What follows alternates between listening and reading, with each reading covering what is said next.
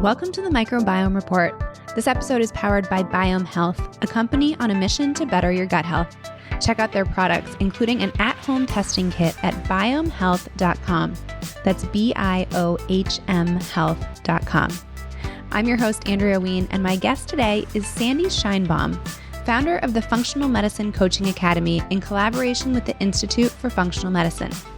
A licensed clinical psychologist for over 35 years, she now trains health coaches on how to integrate the positive psychology model of coaching to reverse chronic illness. On this episode, I talked to Sandy about how our thoughts, mental images, and emotions impact the gut. We dive into our subconscious beliefs and how they drive our disease states, and how changing our mind can change our health. Enjoy the show. Sandy, thank you so much for coming on the show. It's a pleasure to be here. So we talk so much here on this space about the proper diet, the right supplements, the right external factors that really form the health of our gut. And today I'm excited because we're going internal. We're talking really more about how to shift your mental state to be able to heal the gut. To start, can you give our listeners a little bit of background on who you are and the experiences that you've had in this space? Definitely. So before I founded the Functional Medicine Coaching Academy to train health coaches in the functional medicine model, I was a clinical psychologist. And as a psychologist, I specialized in mind-body medicine, which at the time, we're talking early 80s, was quite new and pretty radical. And then I blended that with cognitive behavior therapy, which is how you stop disturbing yourself by changing your thinking, and blended all of that with what yet hadn't to have a name, which was positive psychology. And that's the focus on what's right with you as opposed to what's wrong. Before that, I was a teacher. I started out in special education. I taught many courses at a college level and blended all of those skills, so educating as well as looking at how people accept themselves and how they work towards change, blending that with functional medicine principles. I was in the first class to become certified in functional medicine, and then founded the Functional Medicine Coaching Academy with the Institute for Functional Medicine. And now I train health coaches in this model. So blending all of those components that I originally trained in. So functional medicine, mind-body medicine, positive psychology, cognitive behavior therapy. Yeah, and I think we're really starting to see a move towards more of this what's right versus what's wrong mentality in a lot of things like intuitive eating, for example. So it's not about, the diets of the 80s, 90s, and early 2000s where we were starving ourselves, low fat, not eating things that, Weight Watchers was kind of at its heyday. And now it's all about really tuning into what's going on internally and making a decision based on how you feel and really getting in touch with our feelings instead of just our mental idea of what's right or wrong. Exactly. It's not somebody else telling us what we should be eating, for example, but really determining what feels right for us. It's personalized, as well as learning to accept where you are in this journey towards better health habits. So when we think about how our thoughts, our mental images, our emotions are impacting not just our gut, but our overall health, what does that picture look like? Well, I always like to say, for many years, I would work with clients and we would focus on this concept of what's real in the mind is real in the body. It all really does boil down to our thoughts, our feelings, our perceptions, and every one of those is registered somewhere physiologically. And what we know now that we didn't know back in the late 70s, early 80s, when I first started to work in this field, there's so much research that shows the connection. So, for example, Barbara Fredrickson, in her work, she is a noted positive psychology researcher, and she looks at the direct connection between positivity, between happiness and physiological status, such things like inflammation, directly connected to the mind, to what you are focusing on, to your mood. Yeah, I think there was a book a while back by Dr. Gabor Mate, When the Body Says No. And I remember picking that up a couple of years ago and just being blown away by the case studies that he had in there of people who, seemingly were very happy on the outside, were, great mothers, great wives, fathers, whatever the case might be. And then they would contract or, get some terrible disease like MS or Crohn's disease. And they found that when they switched their mindset and really started advocating for themselves, changing the way that they talked to themselves, changing the way that they interacted with their family members and friends, those disease states were able to diminish or sometimes entirely be cured. Can you talk a little bit about how that's happening in the body? Like, how can our thoughts really cause inflammation or decrease inflammation? Sure, I'd be happy to. So I'm going to go back to what I think is just a favorite example, a great way to look at how the mind influences the body. This is an example that was given to me many years ago. It comes from Judith Green, who is a noted researcher and practicer of biofeedback. That was one of the fields that I focused on for many years. So it goes something like this. Imagine you're driving down the street. It's late at night. It's pitch black. There's no lights on, like a power failure everywhere. You pull into your driveway, your parking lot, or where you live. You get out of the car and you step down, and something like wraps around your leg, and it's a snake. So imagine how you would feel at that moment. Imagine the physical reaction. Of course, your heart is pounding. You are just frozen, or you're struggling to run away. You are in full fight or flight response mode. And now imagine that you open the car door a little bit more so the light's activated. You look down and you see that it's just a garden hose that was left out there. So now you start to come down from that response. And you may say to yourself, oh, isn't that silly that I responded that way? Think about what caused that tremendous physiological response. If it was a garden hose all along, what was responsible? Well, you said to yourself, it's a snake. It was that word snake. It was that perception, that thought. And that was like you triggered an alarm. It's just like you have a home alarm and you press that button and it has to be fast. So you react instantly. But coming down from that response is slow. It takes a while for the body to shut down.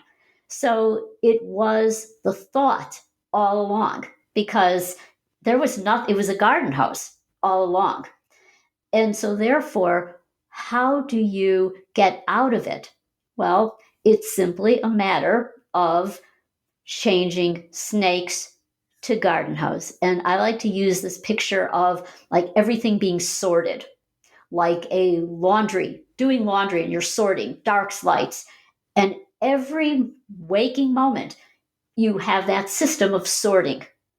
Is it going to trigger the home alarm to activate this response, or is it going to be no danger, all clear? So safety, danger. You have those two categories. Has to go in either one of those piles of laundry. It can't be in the middle, darks or lights. And when you switch to the light pile, then it's a profound physiological healing response. Digestion happens because when as we know, you're in that fight or flight and everything stops. Your reproductive system, you don't want to be having a baby if you're in that fight or flight, if you are in that panic mode, or you think that this is a survival. A way that you can get out of it then is to start to shift your thinking. So this is very the conscious state, which I think a lot of people understand and recognize. And we talk quite a bit on here about the fight or flight response and what that can do to us physiologically. But how does what we subconsciously believe about ourselves, our worthiness, our fears that are maybe buried that we don't have access to, how are these things factoring into our disease states? Well, I think it's a really misnomer to say that we don't have access to it. because that doesn't sound very empowering. Well, if we can't control, if there's some force within us that we don't know about, that doesn't sound very hopeful that we can do anything about it. And I believe that you absolutely can. And how do you do something about it? It's with practice. You decide that you are going to be very aware. It's always a thought, it's always a perception. You experience an emotion. So you're feeling angry, for example. So you can really expand your awareness to focus on, why am I angry? And as you increase that awareness, it will become apparent to you that maybe this is familiar. Maybe what you're really focusing on is something that happened in the past. And so we tend to come to believe some things about ourselves. We all have a personal narrative, a life story. And for example, it can be something like, oh, I'm such a screw up. I always screw up. I always act before thinking. I say things just at the spur of the moment, and I regret afterwards. I just am always like making these mistakes. I'm just kind of a screw up. And so that may be how you've come to define yourself. But where is it coming from? Well, it's usually an old narrative. It's usually coming from someplace in the past. And particularly if you go far enough into your past, into your childhood, it's where we swallow things whole. So there's a field of psychotherapy, a way of looking at things that comes from Gestalt therapy. And one of the basic tenets of Gestalt therapy is like swallowing things whole without thoroughly analyzing it fully to see if it really fits for you. And as a young child, that's where we're supposed to be developmentally, swallowing things whole, because you don't have the reasoning power to really analyze your own thinking yet. So something happens to you at school or with your parents, and you get this label that you start to define you. And oh, I'm dumb. Don't know enough. I'm not smart enough. And you get these general labels about yourself. But as an adult, you have now developed a greater capacity for analytical thinking. What does that mean? It means that you can take apart that label and you can understand that it's false, it's inaccurate. And we know that we can take it and we can debate. So, when you referred earlier to that kind of subconscious, what that really means is that you want to practice this process of disputing all of your irrational thoughts and crazy thinking. I was fortunate that I trained personally with Albert Ellis. He developed what was called rational emotive therapy. It's a form of cognitive behavior therapy. This is where all this comes from. It's a way of really looking at your thinking, your ways of really defining yourself and arguing with them and finding out the nuttiness of them. And this is a process where you catch yourself and you backtrack and you can develop another more rational, realistic thought. Because a lot of these stem from unrealistic and magical thinking. And Ellis wrote a book, which I would recommend. I think it's out of print. You may still be able to get it on Amazon. How to Stubbornly Refuse to Make Yourself Miserable About Anything. And he goes through a great process of how to change this thinking. And what's the power in it? Well, when you change your thinking, then you are easily then shifting into a more peaceful state.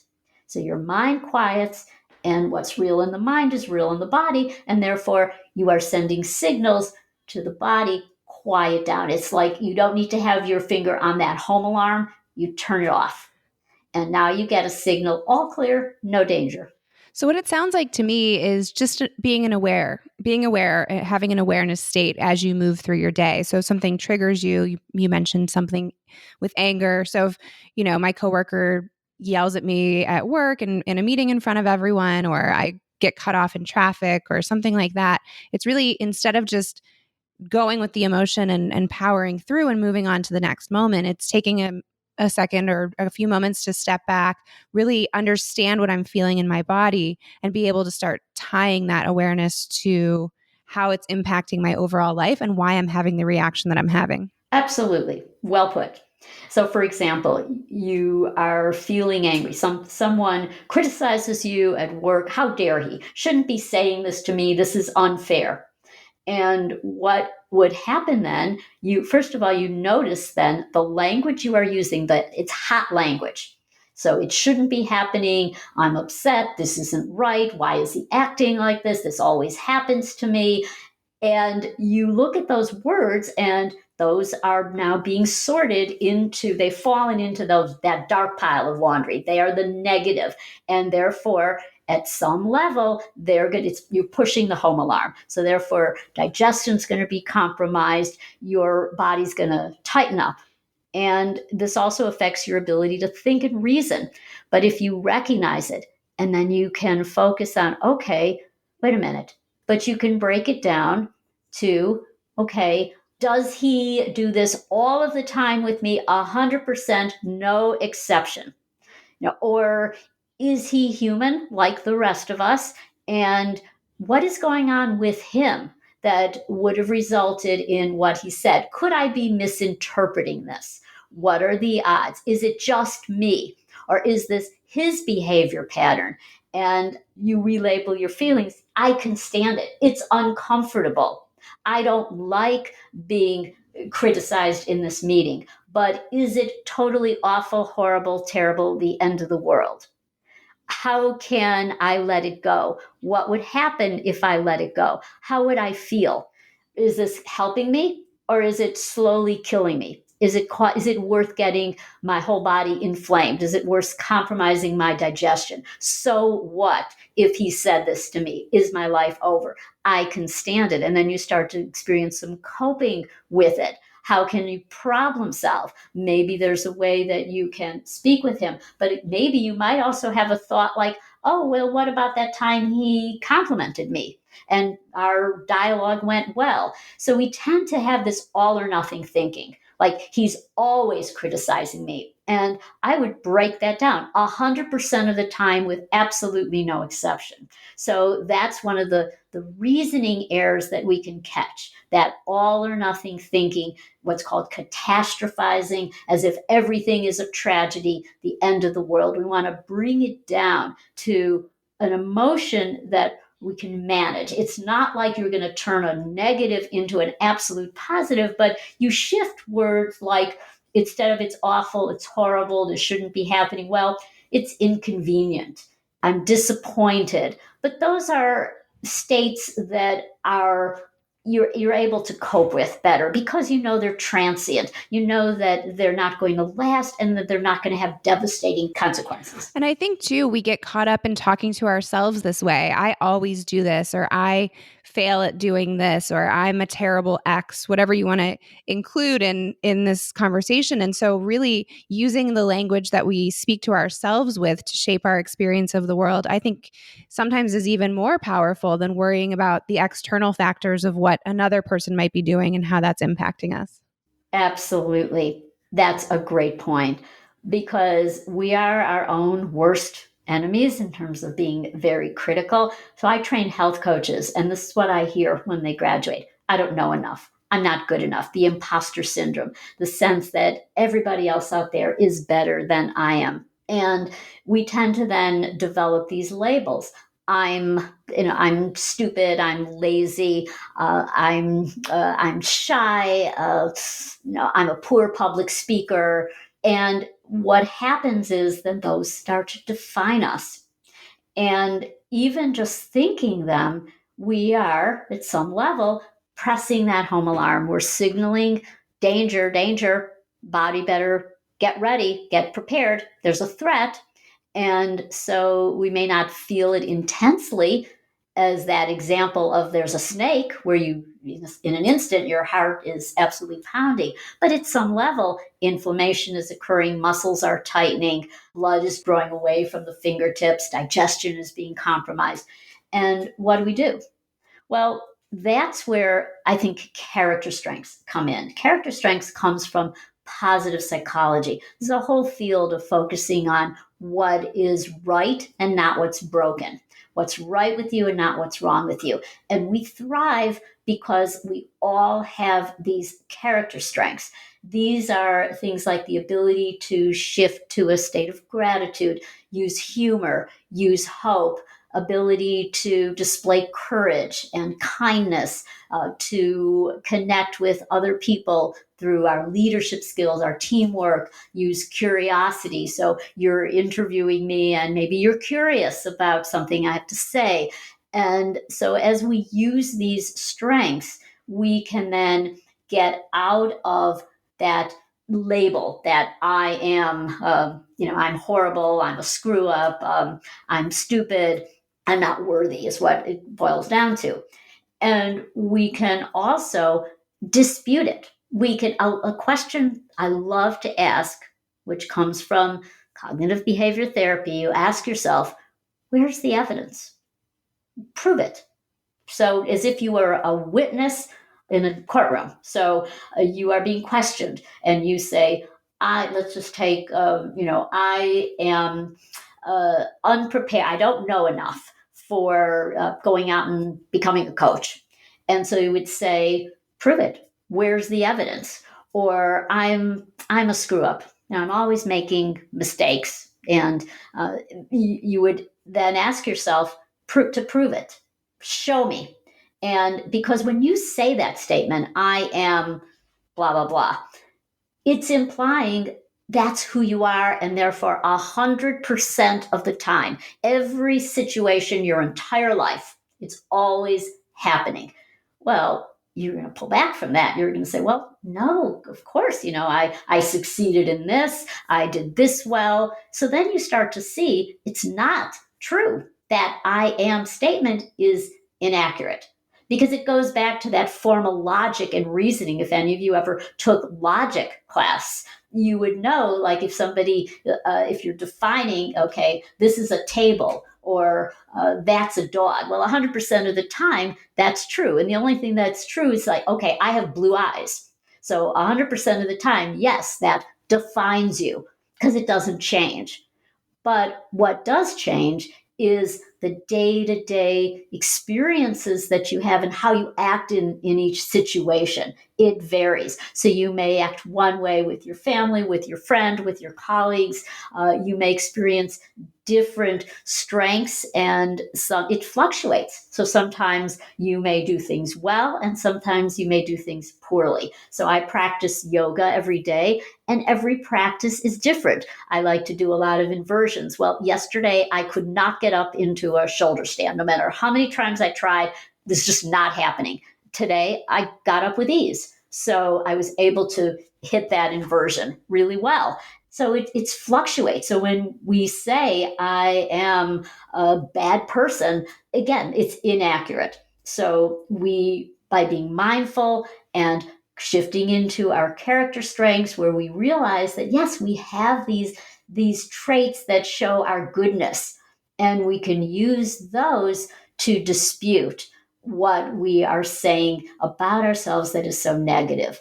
And I love to switch to, if we're going to use that I am characterization, use a model that is positive, that nurtures ourselves, that is self-care. And there's a restaurant, it's in San Diego and LA. It's called Cafe Gratitude.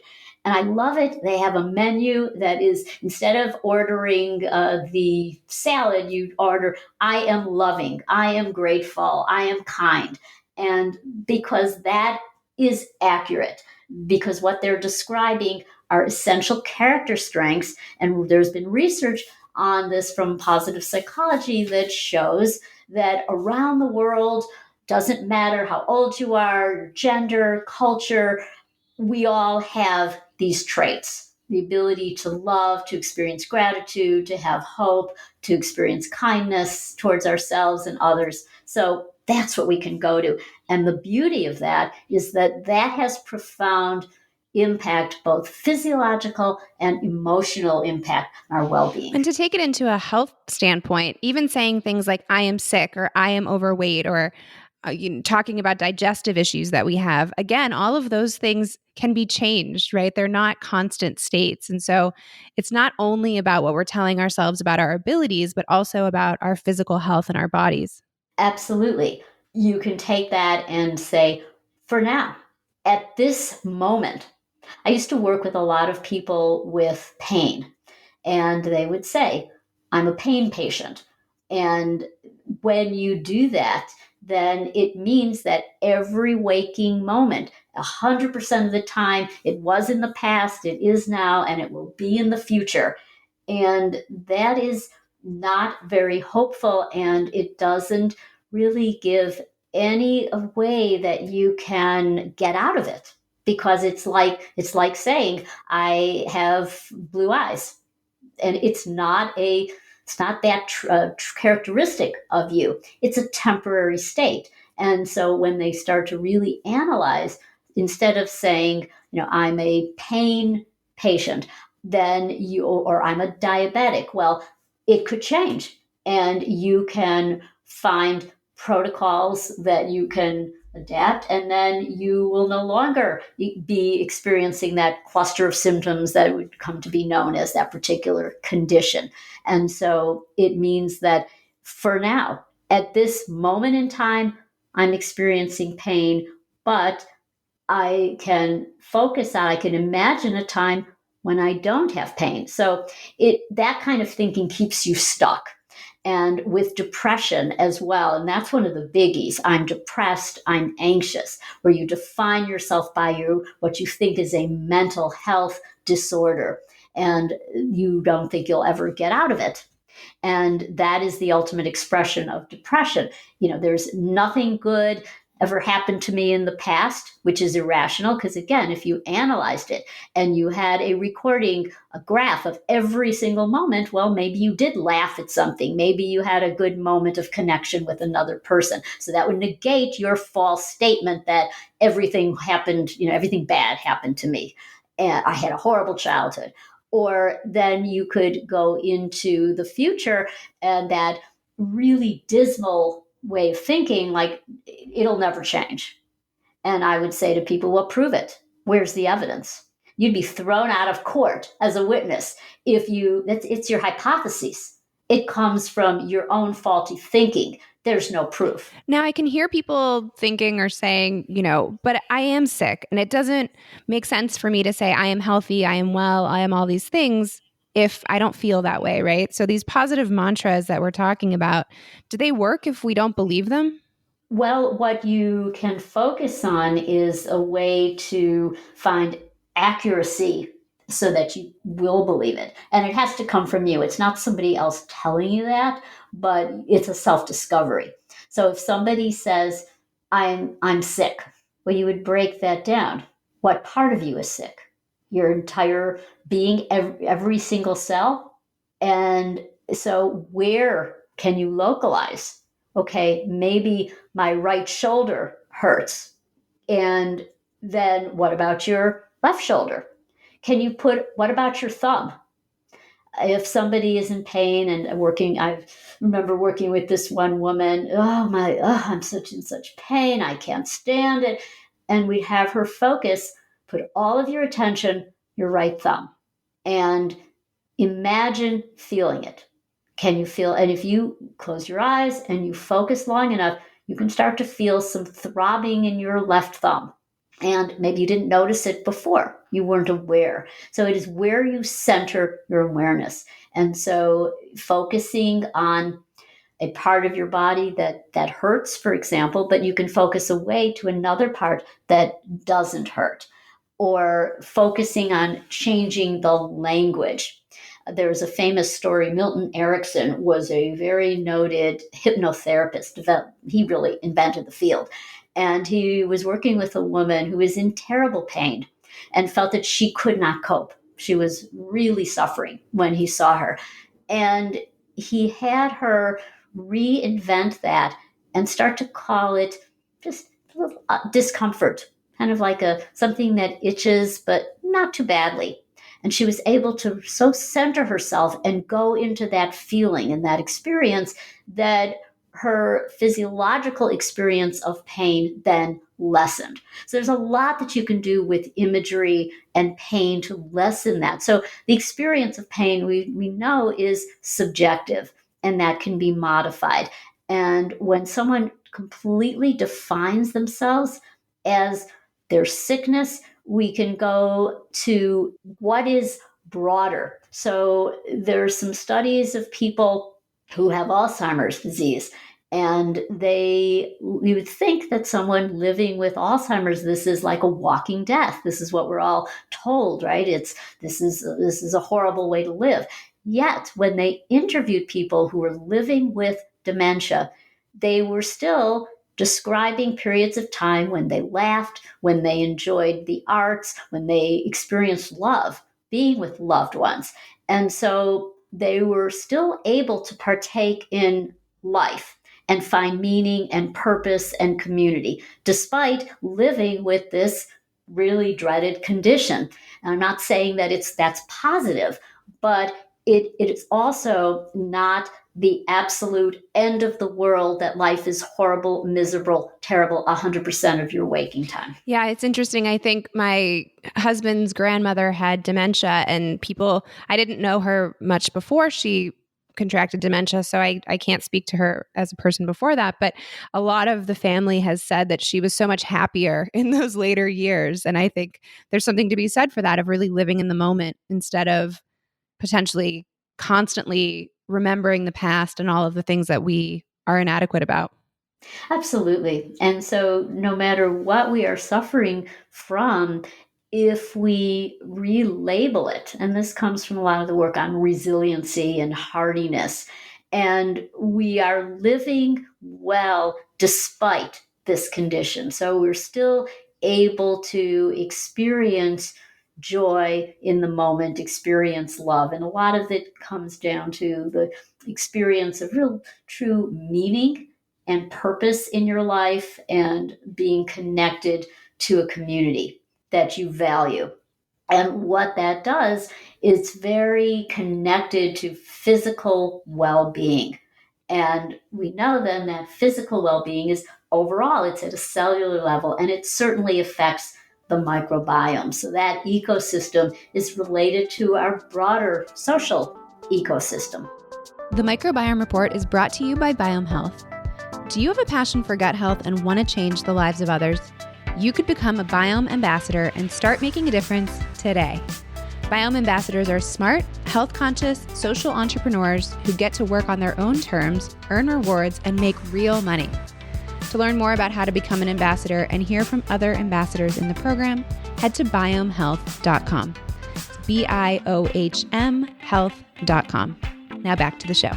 So let's switch gears a little bit and talk about placebo effect, because I think it gets a bad rap, but people say it's not a real cure, but I'm kind of the belief that if something helps you to heal, does it really matter how we got there? Can you talk a little bit about how placebo effect can be used when we're talking about positive thinking? I love the placebo effect, and it's very powerful because it really is about everything we've been talking about. It's your belief.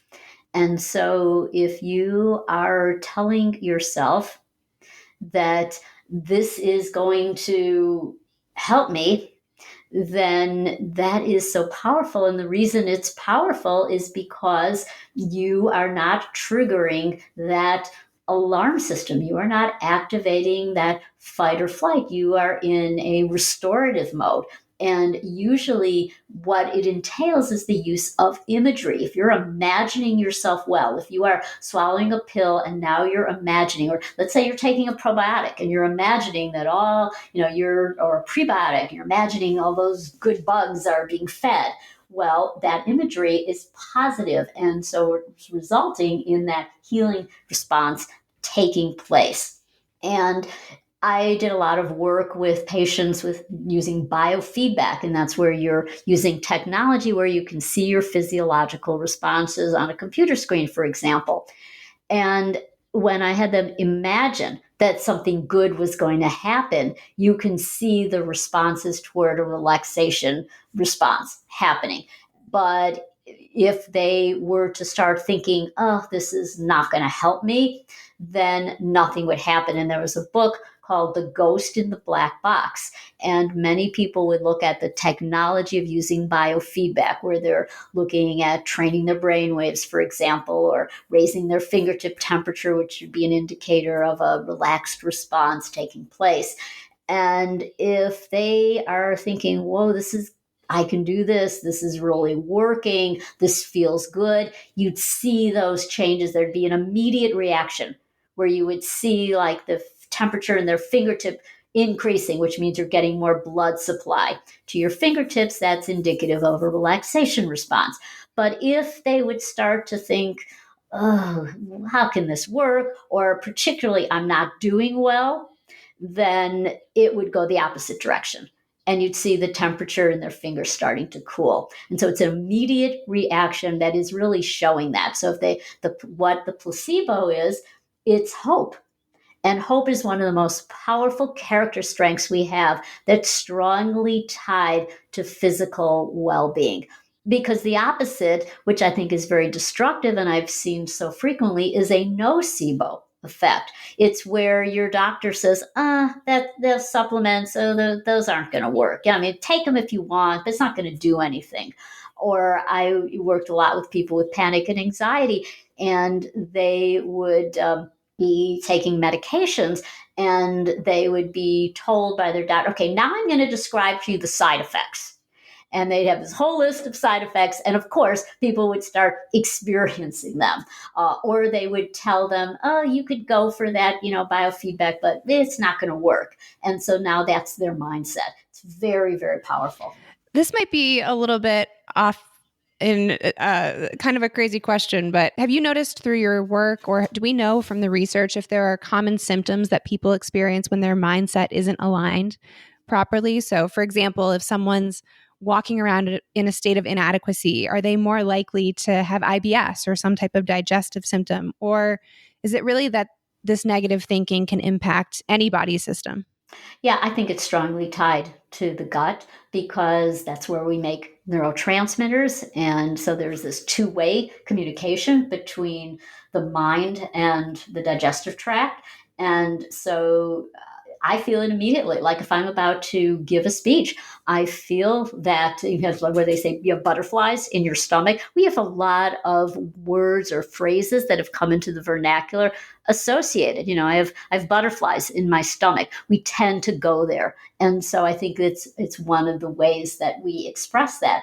I used to work with many people with IBS, and we did often just starting with simple things like some slow breathing techniques, paired with this relaxing of your thoughts and combining the two, and then adding in a little imagery of imagining your digestion settling down and kind of going to work again. And it was very powerful. So a strong connection. So yes, the gut is often where people experience it first. And how you react is personalized. Some people react with, diarrhea, others react with constipation, others react with a stomach ache, but it's closely tied in. My daughter used to have, every time, the school would be starting and, I have a stomach ache. And it was real because she was scared of going to school. So if someone is having some of these issues, you've mentioned a few things throughout the show to help with this, but is the best way to really sit down, do this imagery, maybe some deep breathing? How can someone get started switching their mental state from, I don't feel good, my stomach's upset, whatever might be going on in the gut, to a more healthy state of mind? Yeah. So the first thing is accepting. So I don't feel good. When you accept what is, that's when you start to change. Because if you don't, I don't feel good. Why? Why should, I'm so disappointed. I'm sick again. I've been working so hard, or I spent all this money on these supplements, these doctors, and no one's helping me, and I shouldn't be feeling this way, and it's not fair. Others aren't feeling as sick as I am. So that's number one. You accept what is. This is what is. But number two is, I'm not feeling good right now. Because when you have that, I'm not feeling good, you're implying like, it'll always be this way. Maybe I won't get better. But for now, this is my state. So accepting this is the moment, I'm not feeling good. And then you may break down, where? So you start to expand your awareness to In what ways are you not feeling good? And maybe you can isolate it. Well, okay, my stomach hurts. So you may center your attention. What would feel good right now? Well, maybe I've been tightening up my stomach. And so start to loosen it up and start to expand. And one of the best ways to do that is through some belly breathing and slowing it down, particularly because often we are rushing around. We're not aware. We're on our phones all day. We're in front of our computers. We're rushing from one event to the next. So it's taking a moment to just start to slow down your breathing. And what slowing down your breathing does, and the sweet spot is about 4 to 6 breaths a minute. That's going to change your heart rate variability, which is tied into a relaxed response. And as you are slowing down your breathing, that may facilitate the slowing down of your thoughts, because now you're able to catch the thoughts. You've paused long enough as you're slowing down your breathing to now slowing down. And so now you can have that momentary awareness of perhaps a thought. So I'm sick, but maybe what triggered that stomach pain is an issue that you had with a child, with your spouse, with a friend, with a colleague, or a demand on yourself. Maybe you were rushing to get something done. And maybe you can go back to what we talked about earlier, that I'm perfectionistic, that need to do it perfectly. And so maybe what brought this on, all that rushing and that demand to get it done perfectly, worrying, what if I don't get it right? What if I let my colleagues down, or my boss, or what if I fail? And so you can start to then pick up on where that's coming from. Then you can go through that process of, so what? What's the worst thing that can happen if I don't get it in on time? If it's not 100% perfect, will my life be over? And there are many ways that you can start to sort out those thoughts so that you are now having thoughts that you can cope with. And as a result, you may find that your pain's lessening, or you have a plan for how you're going to perhaps go back to your work, but with a different attitude. And the beauty of this process is that not only are you inducing this powerful healing response for your digestive system, but you are also sending more blood supply to the centers of your brain that have to do with planning and reasoning and critical thinking. Because when you're in that alarm response, you don't have to be thinking and analyzing, because fighting or running away, that's sort of no-brainers. You don't need to be in that higher level thinking mode.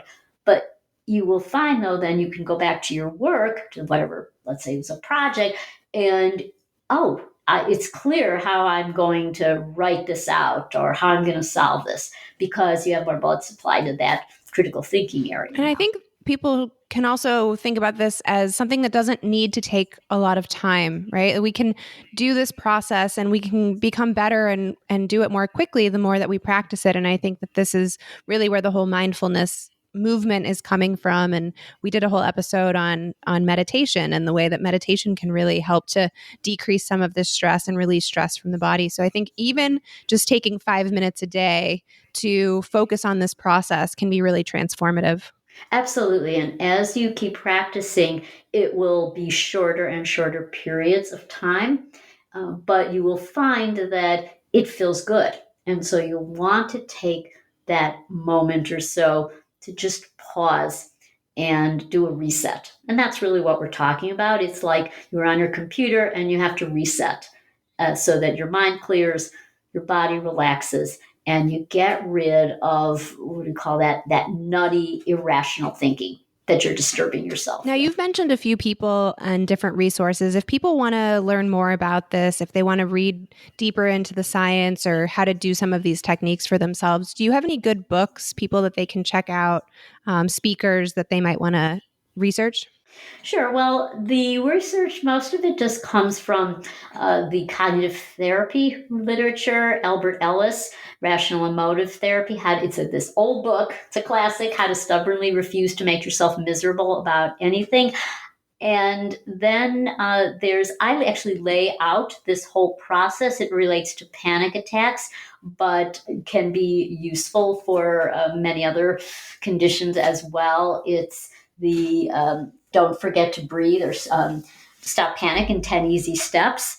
And so that would be, it just lays out a lot of what we've been talking about.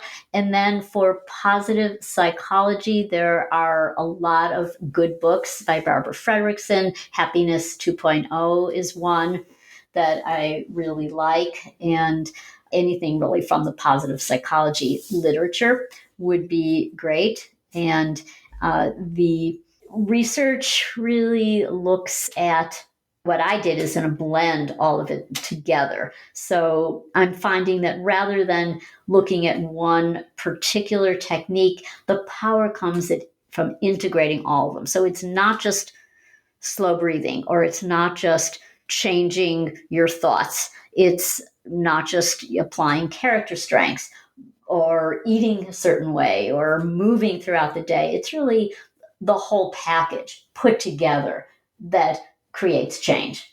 And it really all boils down to the whole point, though, is accepting what is right now. Because often people will go to these self-help books and they think, I have to improve. There's something wrong with me and I have to get better. Whereas if you focus on right now, okay, I'm accepting what is, and I may choose to develop some goals to create some change that you might be visualizing would be a good thing for the future. But it's also implying that at this moment, you are human, you are existing, and how do you want to, at this moment, experience joy, happiness, love, contentment? That's great. Sandy, thank you so much. This has been really helpful. I'm sure everyone listening has some new tools that they can take away with them. So I appreciate the time today. Thank you so much for coming on the show. As always, thanks so much for listening, and thanks to biomehealth.com for powering this podcast. As a special gift for our podcast listeners, Sandy is offering her positive psychology short course for free. Just go to functionalmedicinecoaching.org/program/microbiome. Click on the Positive Psychology Short Course and enter the code FMCAGIFT at checkout. The code is good through September 30th, and we will certainly link to that in our show notes. Until next time, I'm Andrea Ween.